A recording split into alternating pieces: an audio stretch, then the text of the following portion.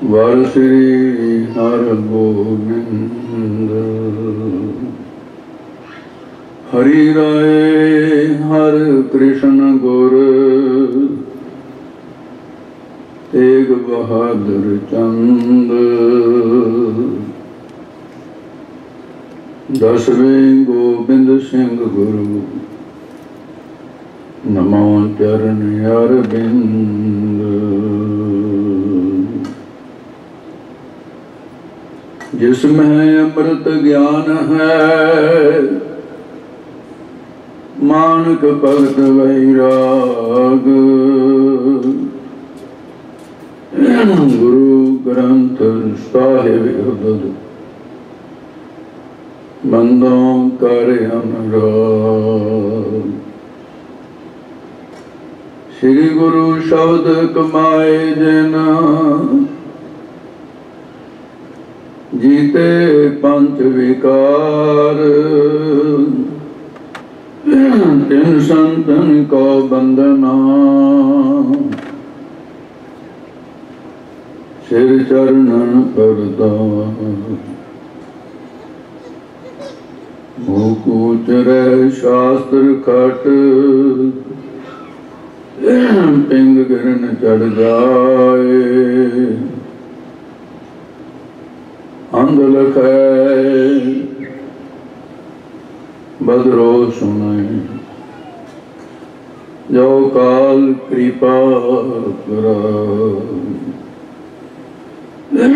कहाँ बुद्ध प्रभु तुच्छ हमारी वर्ण सकै महिमा जो तिहारी। हम ना सगत कर सिफत तुम्हारी आप लिहो तुम कथा सुधारी। हम ना सगत कर सिफत तुम्हारी आप लिहो तुम कथा सुधारी। सो कहो टल गुर से भी निस सहज सुना। दर्शन पर से गुरु के जन्म मरण दुख जाय। दर्शन पर से गुरु के जन्म मरण दुख जाय। सतनाम श्री वाहिगुरु साहिब जी। श्री मुख ते महिमा पुन पाखी। जो नर है सिखी अबलाखी। निस में उठे से कर है स्नाना। जप पढ़े एक चित सावधाना। श्री मुख ते महिमा पुन पाखी। वाहिगुरु जी का खालसा वाहिगुरु जी की फतेह। परम सत्कार योग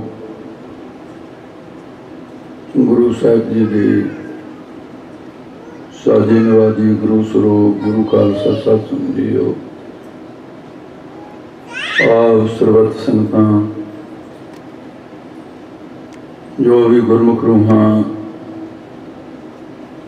परमेश्वर वाहिगुरु की कृपा का सदका अपने पूर्वले कीते हुए शुभ कर्मां दी उन कर्मां दी प्रेरणा द्वारा प्रेरित हो करके गुरु नानक के दरबार में पहुंचे। इस दर के उत्ते पहुंचना भी कर्म की बात है। जिन्हां दे कर्म साथ न देन वो गुरु नानक के दर ते नहीं पहुंचते। नानक कर्मा बाहरे दर ढो न लेनी तो इस दर की ढोई नहीं रह सकते। ये कर्म की बात है। जिन्हें मस्तक तुर हर लिखिया तिन्हें सतगुर मिलिया राम। इस करके आप बड़े भागां वाले हो जिन्होंने गुरु शरण प्राप्त है, गुरु नानक की संगत प्राप्त है। सतवें पातशाह गुरु हरराय साहब जी के नाम के नाल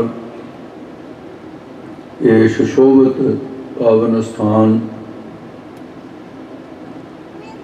शुरू दे जो डमेली वाले महापुरुषों के उपराले का सदका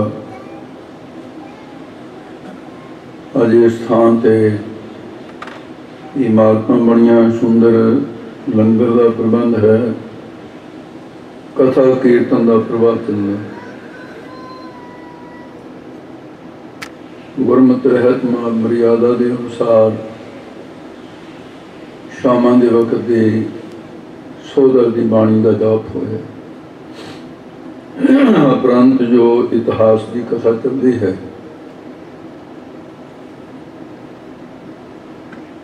ਉਹਦੇ ਲਈ जो नियत समा है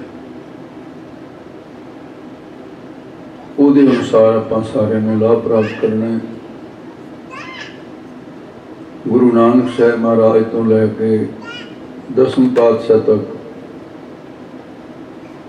ये पावन इतिहास छंदाबंदी दे विच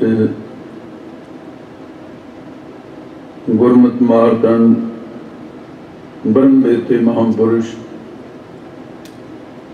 कवि चूड़ामण भाई संतोख सिंह साहब की जिंदगी की कमाई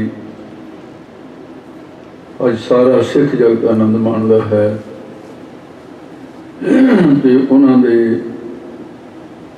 काव्य रचना के बोल इतिहास भाई बाले की रचना तो उचारण किया होया वार्तक रूप दे विच भाई पैड़े ते मोखे का लिखा होया। गुरु अंगद देव महाराज की आग्या पा करके जो खडूर साहब एक कथा भाई बाले की रचना तो हुई है, उन्होंने भाई बाले वाली जन्म साखी कह जाए। छंदाबंदी दे विच उसे का ही उच्चारण किया होया। सो आओ मन विरतियां जिस प्रकार है, क्योंकि गुरमत मर्यादा है, ये प्रभु की उस्तत करो संतमेत सावधान एकाग्रची। प्रभु की जिहड़ी महिमा है वो सानू सावधान होके एकाग्रचित होके सुननी चाहिए है और करनी चाहिए। सो आओ मन वृत्तियां एकाग्र करो जिस प्रकार सतगुरु जी कृपा करते हैं। सुनना करो जी। सतनाम श्री वाहिगुरु साहिब जी। श्री मुख ते महिमा पुन भाखी। महाराज साहब जी ने जदों भाई लहणा जी नूं बख्शिश कर दी, पुत्रां नूं कहा सी कि तुसीं भी नमस्कार करो। मैं इन्हां दे चरनां ते नमस्कार कर दी। उन्होंने कहा से असीं गुरु पुत्र हाँ, इसलिए गुरु घर दा दास है, ये चरनां ते असीं मत्था नहीं टेक। ये प्रसंग पूछे आप जी ने सुना होगा। फिर महाराज साहब जी ने कहा कि पुरखा जो अकाल पुरख की महिमा की बाणी असीं उच्चारण की है, इहदियां पौड़ियां तरतीब अनुसार वो पौड़ियां टुटनियां सन। योजनाबद्ध तरीके न कर, नंबरवार करे ना। ये कारज भाई लहणा जी तो कराया। फिर इसका नाम जप साहब रखिया। ये हुण महाराज साहब जी महिमा कर कि भावें होर बाणी भी है जिहड़ी उच्चारण की हुई है, पर जपजी साहब जिहड़ा है ये बारे कुछ ऐसा है कि वाहिगुरु मंत्र का पूरा खुलासा किया है मूल मंत्र में। ये कह लो भी वाहिगुरु मंत्र का मूल मंत्र दे विच व्याख्या रूप दे विच जो सेध गुरमंत्र तो मिलती है ते उस नूं 13 विशेषणों दे विच मूल मंत्र च कथन किया है। एक ओंकार तो नानक होसी पीछा 13 विशेषण। गुरु बाबा जी नूं 13 की गिनती बड़ी पसंद सी। तकड़ी नाल तोलन लगे 13 13 तो बाद 14 नहीं सी कहा। ब्रह्म के विशेषण कथन करन लगे तो 13 तो 14 विशेषण नहीं कहा। 12 में नहीं छड्डे 13 की। हालांकि वेदांत के ग्रंथों में 12 विशेषण है ब्रह्म के। महाराज साहब ने 13 कथन किए। उस तो उपरंत गरीब नवाज सतगुरु कहन लगे भाई लेना जपजी साहब का जिहड़ा महात्म है ये बेअंत है। भाई लैने ने पूछा सी महाराज इसकी मर्यादा की है, सानू पढ़ना कदों चाहिए जपजी साहब,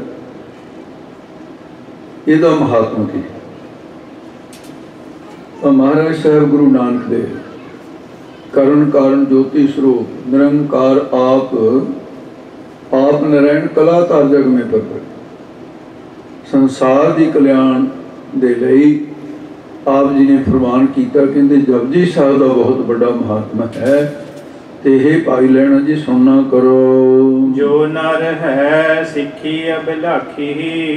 ते महाराज साहब ने जो वचन कहे श्री मुख ते महिमा पुन पाखी। श्री सुभायमान शोभा दे मालक श्री गुरु नानक देव जी महाराज ने मुख तो मूँह तो रसना तो पुन पुनः जानी जो विचार चलते सी महिमा नाम बड़ियाई का है पाखी उचारण किए। ते जिहड़े इत्थे तक यह बोलना ये भाई संतोख सिंह साहब दे काव्य रचना दे भारत रूप दे विच भाई बाला जी दे। इस दे अगे जो नर होया सिखी अवलाखी ये गुरु नानक साहब जी दे बोल कि जिहड़ा पुरुष माई भाई कोई गुरु का सिख बनना चाहता है अपना हिरदे का है। अवलाखी का मतलब ये होंदा है जिहदे हिरदे दे विच कोई ऐसी इच्छा है कि मैं सिख बना ते उहदे वास्ते गुरु नानक साहब जी फरमाउंदे हन निसमय उठे से करे इशनाना। ते ओह पुरुष से दा अर्थ ओह हुंदा है वो पुरुष निसमय उठे यानी रात के समय किहड़े समय रात का पिछला पै अजे रात समाप्त नहीं हुई दिन चढ़न तो पहला रात का कुछ हिस्सा रहिंदा है। 3 पहर रात बतीत हो गई 1 पहर रहिंदा है। जिहड़ा गुरु नानक दा सिख है उस वेले सौ नहीं सकता।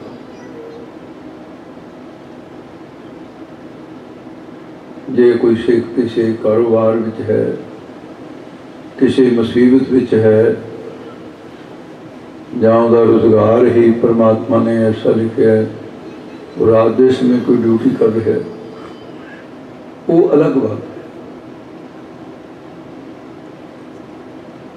है। नहीं तो वो वास्ते हुक्म है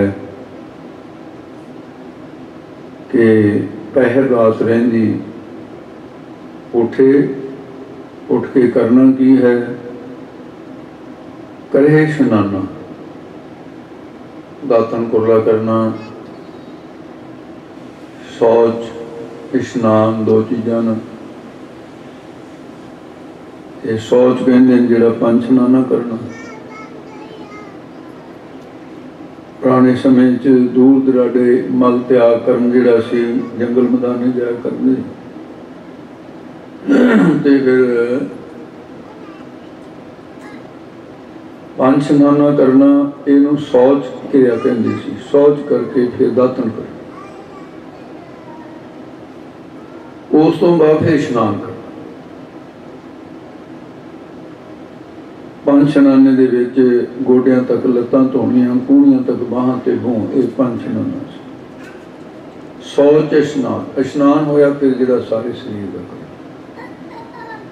उठ के इशनान करे। ये गुरु नानक साहब जी का वचन है। जप पढ़े हैं एक चित सावधाना। उस तो बाद की करना है? उठ इशनान करो प्रभाते, अमृत वेले उठना इशनान करना। कर इशनान सिमर प्रभु मन तन भय अरोग। इशनान करना, इशनान करके फिर एकाग्र मन करके बहुत प्यार देना जपजी साहिब का जिहड़ा पाठ करना है। फुरनियां तो सावधान रहना और नाल ही शरीर के उत्ते आलस का असर ना होवे। प्रभ की उस्तत करो संत मीत, सावधान एकाग्रते। चित दियां चितवणियां तो सावधान हो जाना, एकाग्र मन हो करके महाराज कहते जपजी साहिब का पाठ करना है। महाराज होरे दी कोई जुगती मन टकाउण दी कहते हाँ भाई लैणा जी, भावें कोई भी बाणी का शब्द पढ़ो, कोई भी बाणी पढ़ो, जपजी साहिब पढ़ो, मन नूं टकाउण दी इक्को जुगती है।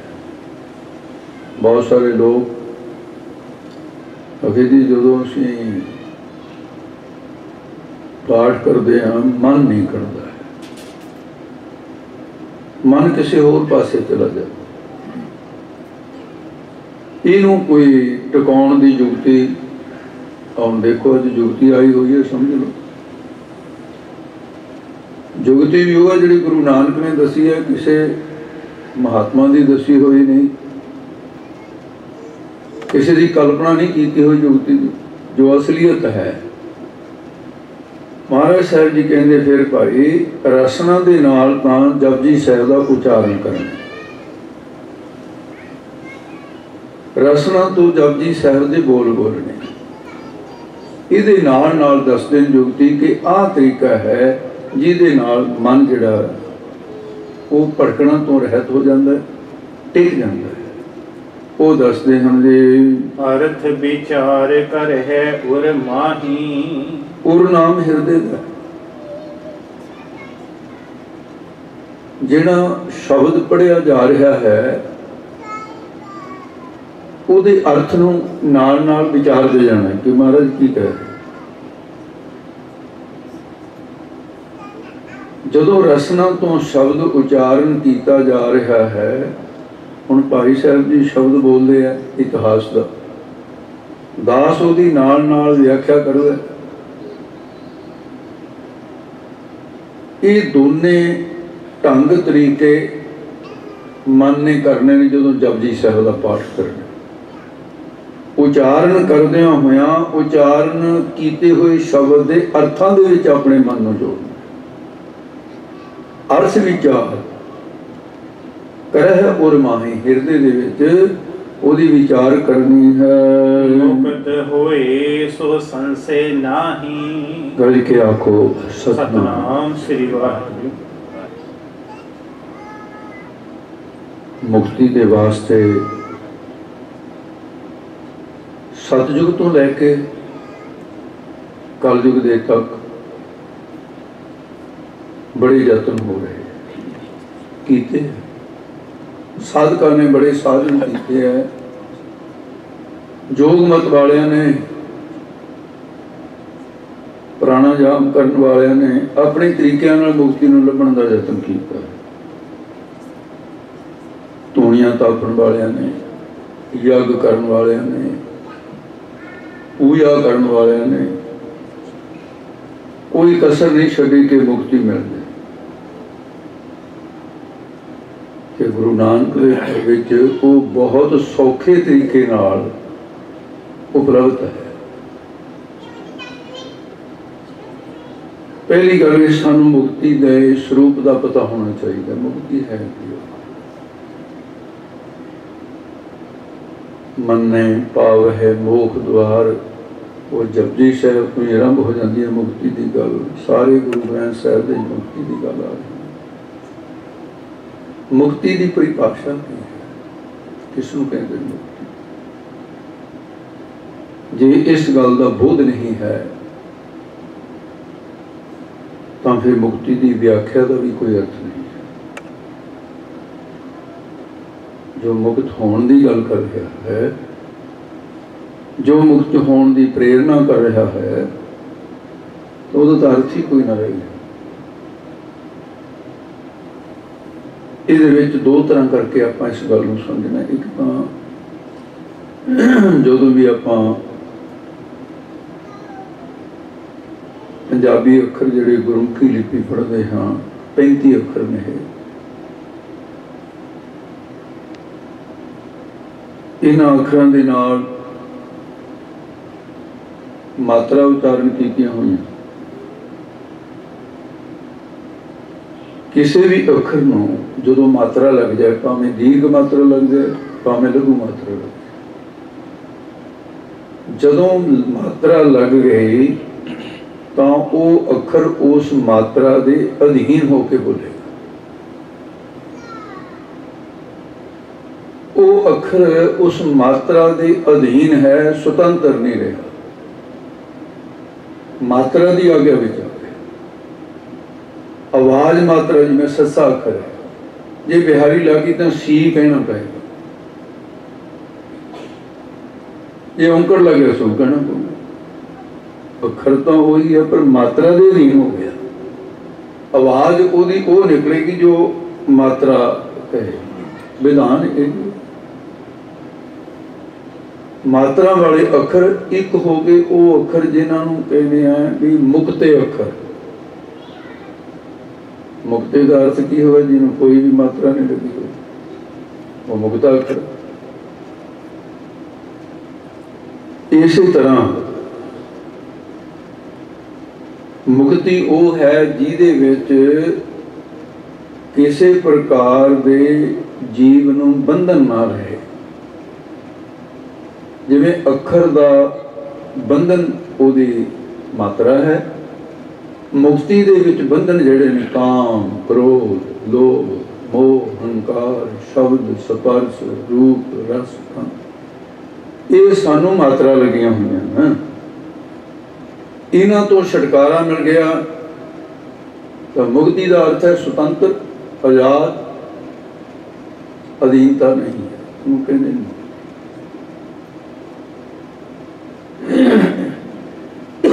ग्रंथों के अंदर विशेष करके वेदांत विच जो मुक्ति का स्वरूप है, इनू होर भी खोलिया गया है। उहदे च दो चीज़ां होंदियां। दार्शनिक बोली है, बोलियां समझ नहीं आती, अर्थां नाल समझ आती है। उहदे एक है असत जड़ दुख रूप संसार की निवृत्ति, सत चेतन आनंद ब्रह्म की प्राप्ति, ये मुक्ति का स्वरूप। क्योंकि माया असत है, जड़ रूप है, दुख रूप है। ये तो खेड़ा छुट जाए,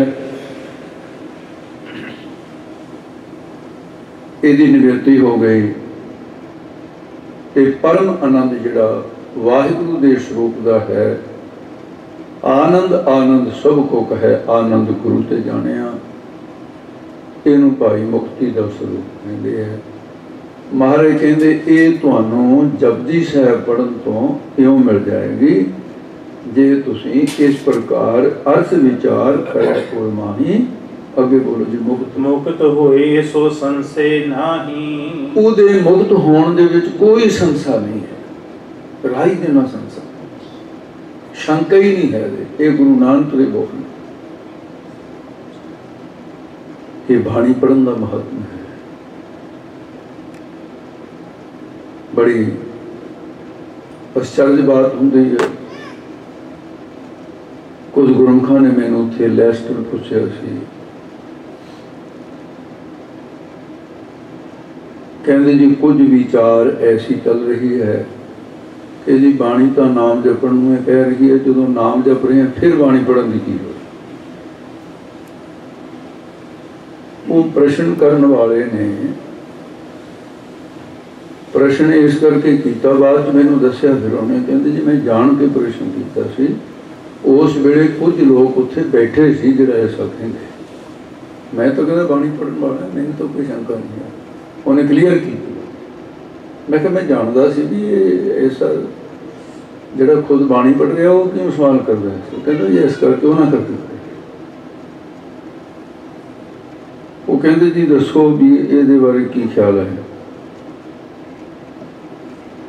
मैं कहती जिहड़ा ये गल कहता भी बाणी पढ़न की लोड़ नहीं, वाहिगुरू मंत्र का जाप कर रहे हैं, जाप वाली तो गल हैगी ठीक करो, पर जिन्हें वितकरा पा लिया कि बाणी ना पढ़ो उसकी मुक्ति तो नहीं हो सकती। गुरु की आज्ञा भंग कर दी उसने, मुक्ति तो गुरु ने देनी। मैं कि भी इदों बड़ी माड़ी गल होर कोई नहीं। वो बड़ा अनजान बंदा है जिहड़ा ऐसा कह रहा। जे कोई कहे भी मैं घी का विरोध कर रहा लेकिन दुध का विरोध नहीं है, दुध पीओ, वो भलिया पुरुषा घी किसी दरख्त तो चोर नहीं रहा। पहाड़ों के विचों कोई सलाजीत है नहीं जो उत्थे भांडा रख के आने उत्थे लैके उन्हें उहदा दुध के विचों ही निकलता घी का।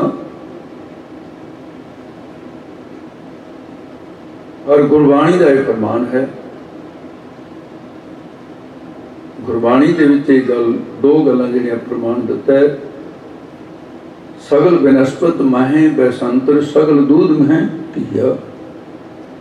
ते सारे दुध में घी है, तो एक बूंद लै लो वो तो घी है। मैं कह इस तरह गुरबाणी दे हर अखर दे विच नाम की तासीर है।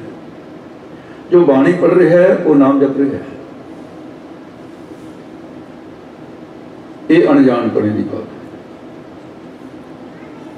मैं कह जिहड़े कहंदे भी वाहिगुरू मंत्र का जाप करना चाहिए, बाणी की लोड़ नहीं। ये जिहड़ा हुण ब्रह्म ज्ञान होया सिखां नूं गुरु साहिब के वेले, इहदा मतलब ये बेलोड़ी गल कर दी। उन्होंने लोगों के दृष्टिकोण तो देखिए तो फिर तो बेलोड़ी गल हो गई। इहदा मतलब फिर बाणी की तो उचारण की लोड़ ही नहीं सी। गुरु साहिब कह देंगे भाई वाहिगुरू मंत्र जाप करया करो, बाणी की लोड़ सी। मैं क्या मैनूं लगता नहीं भी ये मुसलमानों वास्ते या हिंदुओं वास्ते उचारण करिए, भी सिखों वास्ते तो कला वाहिगुरू मंत्र है, तो बाणी मुसलमान पढ़नगे या हिंदू पढ़नगे, कौन मनेगा इस गल। इहो गल्लां जिहड़ियां बेलोड़ियां इन्हां प्रचार हो रहा तो हटाया जा रहा भी बाणी ना पढ़ो, अखंड पाठां की लोड़ नहीं, सहज पाठां की लोड़ नहीं, आग की लोड़ नहीं।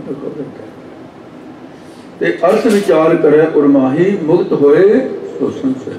ये संसार जिहड़ा है ये तीन प्रकार का होंदा है, प्रमाणगत संसार, प्रमेयगत संसार, विपर्जय संसार। इस करके मुक्ति होने दे कोई संसार नहीं है, मुक्त हो जाएगा।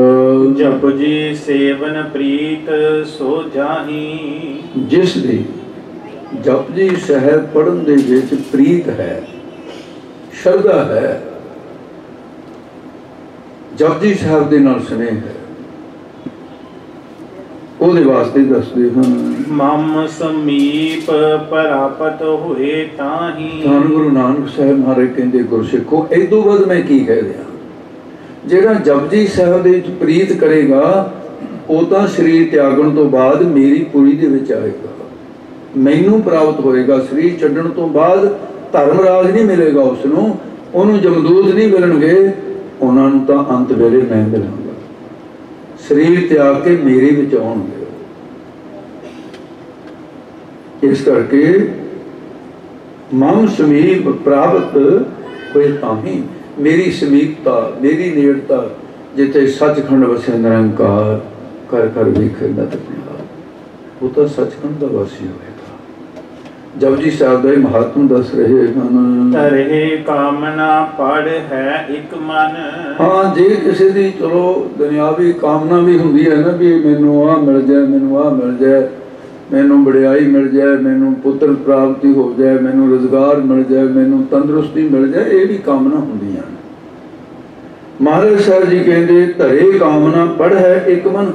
जे कामना वाला भी जपजी साहब पढ़ेगा पर एकाग्र मन होके पढ़े, ਉਹਦੇ ਲਈ ਕਹਿੰਦੇ ਹਨ ਹੋਏ ਸੰਪੂਰਨ ਤਹ ਕੀ ਤਤ ਛਿਨ। ਮਹਾਰਾਜ ਕਹਿੰਦੇ ਵੀ ਇਹ ਕਿਵੇਂ ਹੋ ਸਕਦਾ ਵੀ ਜਪਜੀ ਸਾਹਿਬ ਪੜ੍ਹੇ ਤੇ ਉਹਦੀ ਕਾਮਨਾ ਨਾ ਪੂਰੀ ਹੋਵੇ। ਇਦੋਂ ਵੱਡੀ ਤਾਂ ਦੁਨੀਆ ਤੇ ਕੋਈ ਜੰਤਰ ਮੰਤਰ ਹੈ ਹੀ। ਜਪਜੀ ਸਾਹਿਬ ਦੇ ਕੋਲੋਂ ਉਹਨੂੰ ਕਾਮਨਾ ਪ੍ਰਾਪਤ ਹੋ ਜਾਏਗੀ। ਜੰਤਰ ਮੰਤਰ ਪੁਨ ਤੰਤਰ ਮਹਾਨਾ। ਇਹ ਤਾਂਤਰਿਕ ਵਿਦਿਆ ਵਿੱਚ ਤਿੰਨ ਚੀਜ਼ਾਂ ਹੁੰਦੀਆਂ ਹਨ।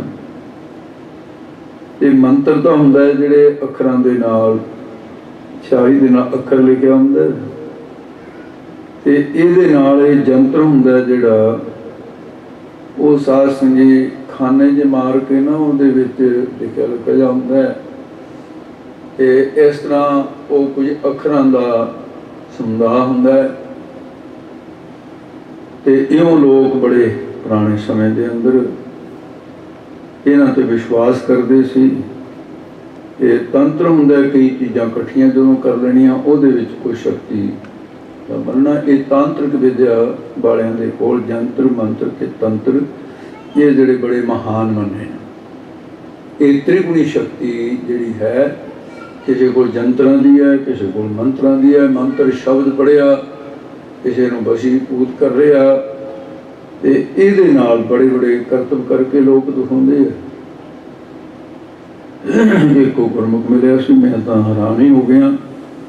अमृतधारी गुरसिख है, कहता जी मेरे कहता एक बारी धरन पै गया, बहुत औखा होया। एक कहता महापुरुष मिलिया, उन्हें कहता कुछ मंत्र पढ़िया, वो मंत्र पढ़न दे नाल कहने धर्म मेरी ठीक कर। ते मैं उन्होंने कहा भी सजना एडा वधिया, क्या भी तू मैनू दे दे। वो कहता तेरे मन च ख्याल है भी पैसे कमाया करेगा। वो कहता नहीं, एक नवा पैसा नो मेरे को धन पदार्थ जमीन है मेरे को, मैं जिमीदार हाँ, मैनू होर कुछ लोड़ ही नहीं है जिन्ना रब ने देता। इस तो बाद मैनू नहीं चाहिए कुछ। मैं परोपकार करिया। ਉਹਦਾ ਹੁਣ ਇੱਕ ਨਿਯਮ ਤਾਂ ਹੈ, ਜਿਹਦੇ ਧਰਨ ਪਈ ਹੋਵੇ ਉਹਨੂੰ ਪੁੱਛ ਲੈਂਦਾ ਜੇ ਸ਼ਰਾਬ ਪੀਣਾ ਤੇ ਮੈਂ ਤੇਰੇ ਜਿਸਮ ਨੂੰ ਹੱਥ ਨਹੀਂ ਲਾਉਣਾ। ਜੇ ਤੂੰ ਨਸ਼ੇ ਕਰਦਾ ਮੈਂ ਤੇਰੀ ਧਰਨ ਨਹੀਂ ਕੱਢਣੀ। ਉਹਨੇ ਸ਼ਰਤ ਰੱਖੀ ਵੀ ਹੈ। ਉਹ ਇਸ ਤਰ੍ਹਾਂ ਦੇ ਸ਼ਕਤੀਆਂ, ਜੇ ਸੱਪ ਦੀ ਜ਼ਹਿਰ ਲਾਉਣ ਵਾਲੀ ਸ਼ਕਤੀ ਨੂੰ ਗੁਰੂ ਗ੍ਰੰਥ ਸਾਹਿਬ ਸਵੀਕਾਰ ਕੀਤਾ ਹੈ, ਇਹ ਗਾਰੜੂ ਮੰਤਰ ਕਿਹਾ ਉਸ ਨੂੰ। ਇਹਦਾ ਮਤਲਬ ਤਾਂ ਹੁੰਦੀਆਂ ਤਾਂ ਹੈ ਜੰਤਰ ਮੰਤਰ ਤੰਤਰ। ਇਹ ਤ੍ਰਿਗੁਣੀ ਸ਼ਕਤੀ ਜਿਹੜੀ ਹੈ, ਤੇ ਤਾਂਤਰਿਕ ਵਿਦਿਆ ਜਿਹੜੀ ਆ ਉਹਦੇ ਕਈ ਚੀਜ਼ਾਂ ਇਕੱਠੀਆਂ ਕਰ ਲੈਂਦੇ ਆ। ਕਹਿੰਦੇ ਇਹਦਾ ਪ੍ਰਮਾਣ ਦਿੰਦੇ ਆ ਮਹਾਰਾਜ। ਕਹਿੰਦੇ ਇਹ ਜਿਹੜੇ ਬੜੇ ਮਹਾਨ ਹਨ, ਜਾਂ ਇਹਨਾਂ ਤੋਂ ਇਲਾਵਾ ਹੋਰ ਵੀ ਹੈ। ਭੂਤ ਜੇ ਪ੍ਰੀਤ ਦੈਤ ਬਲਵਾਨਾ। ਚਲੋ ਇਹ ਤੋਂ ਬਾਦਰੂ ਹਨ। ਹੁਣ ਤਾਂ ਕੰਮ ਹੀ ਨਿਬੜ ਗਿਆ ਨਾ। ਹੁਣ ਤਾਂ ਤੁਹਾਡੇ ਕੋਲ ਗਿਆਨਾਂ ਸੁਣਿਆ ਜਿਹੇ ਆ ਗਏ ਜਿਹੜੇ ਕਹਿੰਦੇ ਵੀ ਪ੍ਰੇਤ ਹੁੰਦਾ ਹੀ ਨਹੀਂ, ਭੂਤ ਹੁੰਦੇ ਨਹੀਂ, ਐਵੇਂ ਕਲਪਨਾ ਹੀ ਕੀਤੀ ਹੋਈ ਹੈ। ਹੁਣ ਤਾਂ ਕੰਮ ਗਾਂ ਹੀ ਲੰਘ ਗਿਆ ਨਾ ਨਾਸਤਿਕਤਾ ਦਾ। ਪਰ ਜਿਹੜੀ ਜੂਨ ਮੰਨ ਲਈ ਹੈ, ਪ੍ਰੇਤ ਜੂਨ ਕੋਈ ਬਲ ਬਲ ਉਤਰਿਆ, ਉਹਨੂੰ ਕਿਵੇਂ ਤੁਸੀਂ ਮੁਨਕਰ ਹੋ ਗਏ? ਗੁਰਤਾ ਗੱਦੀ ਦਾ ਮਾਲਕ ਗੁਰੂ ਕਹਿੰਦਾ ਵੀ ਇਹ ਜੂਨ ਹੁੰਦੀ ਹੈ 84 ਲੱਖ ਜੂਨ। ਇਸੇ ਗੁਰੂ ਦੀ ਹਜ਼ੂਰੀ 'ਚ ਪੈ ਕੇ ਸਿੱਖ ਕਹਿੰਦਾ ਇਹ ਕੁਝ ਨਹੀਂ ਹੁੰਦਾ। ਮੇਰਾ ਖਿਆਲ ਵੀ ਸਰਸੇ ਵਾਲੇ ਨਾਲੋਂ ਤਾਂ ਜ਼ਿਆਦਾ ਨਰਾਦਰੀ ਹੈ ਜਿਹੜਾ ਮਹਾਰਾਜ ਦੀ ਹਜ਼ੂਰੀ 'ਚ ਬੈਠਾ, ਤੇ ਉੱਥੇ ਹੀ ਉਹ ਗੱਲ ਕਹਿ ਰਿਹਾ ਜਿਹੜੀ ਗੁਰੂ ਗ੍ਰੰਥ ਸਾਹਿਬ ਕਹਿ ਰਹੇ ਨੇ ਕੁਛ ਹੋਰ, ਤੇ ਸਟੇਜ ਤੇ ਭਾਈ ਕੁਛ ਹੋਰ ਹੀ ਕਹੀ ਜਾਂਦੇ। ਇਹ ਉਸੇ ਦੇ ਬਰਾਬਰ ਹੈ। ਇਹ ਜੇ ਸਰਸੇ ਵਾਲੇ ਥਾਂ ਥਾਂ ਪੈਦਾ ਹੋ ਗਏ ਸਟੇਜਾਂ ਤੇ, ਇੰਨੀਆਂ ਜਿਹੀਆਂ ਕਮੇਟੀਆਂ ਹੋ ਗਈਆਂ, ਦੇਖਦੇ ਨਹੀਂ। ਤਾਂ ਮੈਂ ਇੱਕ ਗੁਰਦੁਆਰੇ ਸਾਹਿਬ ਕਿਹਾ, ਮੈਂ ਕਿਹਾ ਤੁਸੀਂ ਗੁਰਪ੍ਰਤਾਪ ਸੂਰਜਗੰਜ ਦੀ ਕਥਾ ਇਹ ਕਿਉਂ ਨਹੀਂ ਕਰਾਉਂਦੇ? ਉਹ ਕਹਿੰਦੇ ਜੀ ਕਈਆਂ ਨੂੰ ਆਉਂਦੀ ਹੀ ਨਹੀਂ ਕਥਾ। मैं कहा की गल ज्ञानी सिंह ये थोड़ा ख्याल है भी करोना च सारे मर मुर गए भी थोड़े को ज्ञानी नहीं लगता तुहानू कोई तुसीं गल करो भी लिहाजी ज्ञानी मंगाउने हो तुसीं जिन्हां नूं कथा नहीं होंदी ते विद्वानां दा करदे हो मेरा दर तुसीं वो इसे करके कहा सी मैं हाँ एक विद्वान है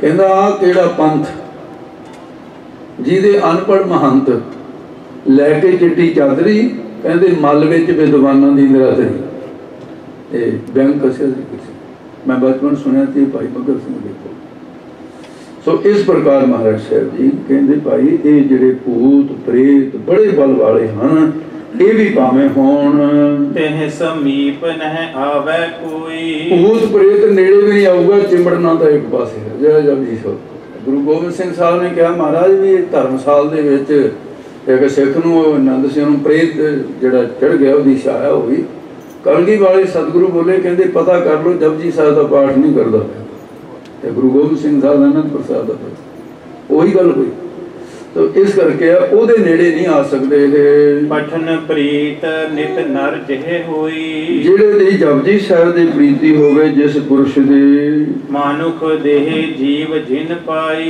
जिन्हें मनुखा शरीर प्राप्त कर लिया संसार विच जप बहीन है बाध गवाई जिन्हें जपजी साहब का पाठ नहीं किया वो तो एवें जम्या काहदे लई जम्या कहते एवें गवा लिया मनुखा शरीर उसने सिखन सुजोग मंत्र गुर कीरा सिखां दा भाई ये जड़ा मंत्र है ते ओ सिखन योग मंत्र गुर कीरा इथों फिर गुरु नानक साहब दे मुबारक वचनां तो अगे हुण जिहड़ा इतिहास लिखण वाला पढ़न वाला करन वाला भाई संतोख सिंह दे बोल आ गए सिखन योग मंत्र गुर कीरा परमात्मा के नाल जोड़न वाला ये मंत्र है इत उत नित सुख देत कनेरा लोग परलोक दे पूरा सुख देने वाला है होए सिख जप कंठ ना कीनो होवे गुरु नानक दा सिख ते जपजी साहब कंठ ना होवे नाउ तरीक बेख तर लीनो बस फिर समझ लो भी भेखी सिख है सिख नहीं है महाराज कहंदे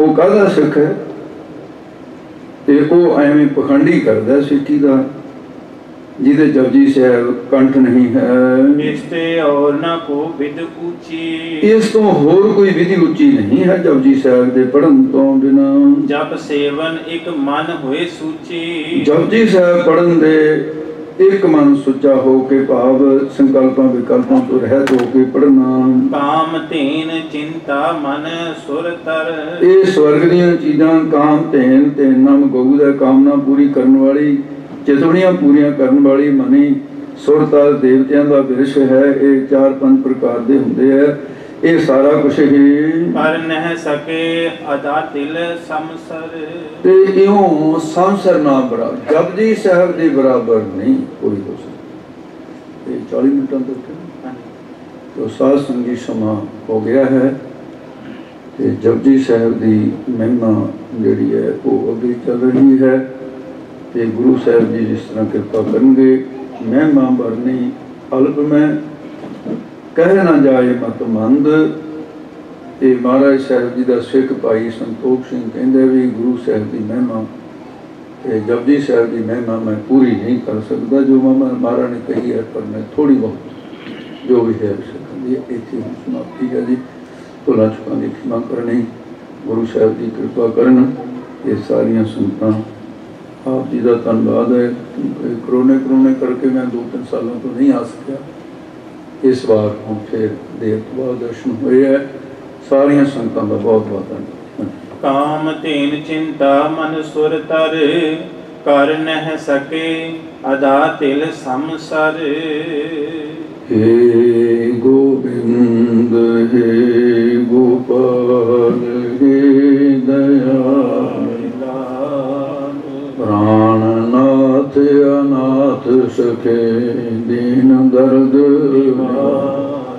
हे समर्थ अगम पूरन मोहे मया धार अंधकूप महापयान नानक पायो आए प्रभु शरणागति कृपा निध दयाल एक कर हर मन वस्त नानक होत वाहिगुरु नाम जहाज है चढ़े सो तरे जो श्रद्धा कर सेव दे पार उतारन जो श्रद्धा कर सेव दे पार उतारन। वाहिगुरु जी का खालसा वाहिगुरु जी की फतेह। साध सिंह जी महाराज साहब ने बड़ी कृपा की है। भाई निर्मल सिंह जी विद्वान सज्जन अपने को आए हुए हैं और ये भाई प्यारा सिंह जी संप्रदा बंदी में टकसाल के जोड़े बड़े सत्कारयोग गुरमुख जन हैं। ये पहली बार आए है। इन्होंने बेटी है इतने इन्होंने भी दर्शन होए। पिंडरी उत्ते हर संग्राम से इन्होंने दर्शन हो जाते सन। बाकी सारिया संगतां और मैं एक जिंदी जागदी मिसाल तुहाडे सामने देनी चाहुंदा। आ सामने सामने दे कोल कुड़ी बैठी है पिछे ऐनकां वाली। इहनूं पुछ लो भी जपजी साहिब दा महत्व की हुंदा। ये सारी गली पई सी और इत्थे दे डॉक्टरां ने 16 साल इहदा लगातार इलाज कर लिया तो 19 दे बिगड़ गई। बाणी दे आसरे कुड़ी अज संगत च बैठी। मैं मिलिया तो हूँ इत्थे हैं। ये माता जी इन्होंने पिता जी मिलते रहे इत्थे। ये फोन ते गल हुंदी सी पर ये दिल छड़ चुकी सी भी मैं संसार च रह नहीं सकती। ये बच्चों का पता नहीं सी हुंदा बच्चे स्कूल कर गए तो कदों आए। ये अज संगत बैठी है। ये जपजी साहिब का प्रताप। वाहिगुरू जी का खालसा वाहिगुरू जी की फतेह।